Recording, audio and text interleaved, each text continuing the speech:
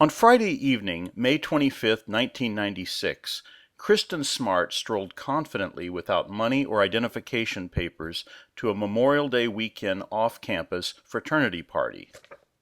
It was observed that she drank excessively. This behavior would not have been extraordinary for such a gathering. At approximately 1:30 to 2 a.m., she departed the party alone and began staggering towards her dormitory, a significant distance away. She was soon discovered afterwards by two friends sprawled out on a nearby lawn.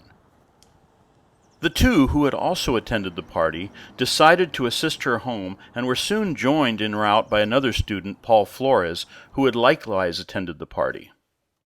Flores' dormitory, Santa Lucia Hall, was a mere 100-yard walk from the trio's separation point. Smart's dormitory, Muir Hall, was an additional 200-plus yards from Santa Lucia along a paved sidewalk, forking in two directions.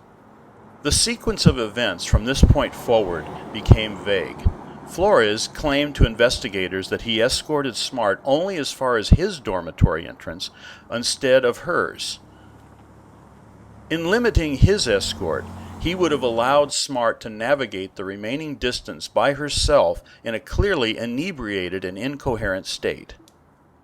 If his account were indeed accurate, his actions would be simply calloused and irresponsible. Many have arrived at the conclusion that he did more than simply part ways at the entrance of his dormitory. Investigators have speculated that Kristin Smart may have gone upstairs with Flores, but she never returned alive. If Smart did indeed follow the paved path to her dormitory alone, a northward deviation road leads directly to an open wilderness area behind the residential living center. During the deserted early morning hours, a vulnerable young woman could have easily been kidnapped or taken advantage of. Most investigators have dismissed this particular speculation. There was no evidence or witnesses to confirm that Kristin Smart ever returned to her dorm room. Her bed and the contents on top were left undisturbed when her roommate returned from a weekend getaway on Monday, May 28th. Due to the delay in reporting by the campus police and questionable, inept investigation procedures, her body has never been recovered. Paul Flores, who reportedly saw her last, remains the prime suspect. He has never been arrested for the crime and has maintained silence of his activities under Fifth Amendment protection rights. No eyewitnesses have ever come forward despite substantial rewards being offered for information. What has distinguished Kristin Smart's disappearance from comparative cases has been the level of commitment amongst Smart's family, friends, and even volunteer private investigators. Their focus has been sustained towards proving Flores' guilt. Their intensive effort has not wavered despite nearly 20 years having passed.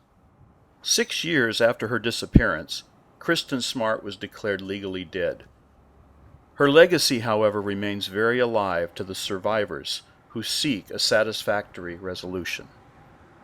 In the late spring of 1996, Kristin Smart was an attractive, intelligent, and promising freshman from Stockton, California, leaning towards a degree in architecture.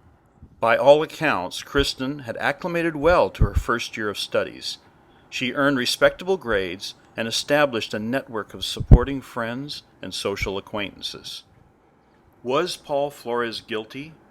He dropped out of Cal Poly shortly after the murders due to failing grades. That, however, is far from conclusive. Not everyone adapts well to their first year of university studies.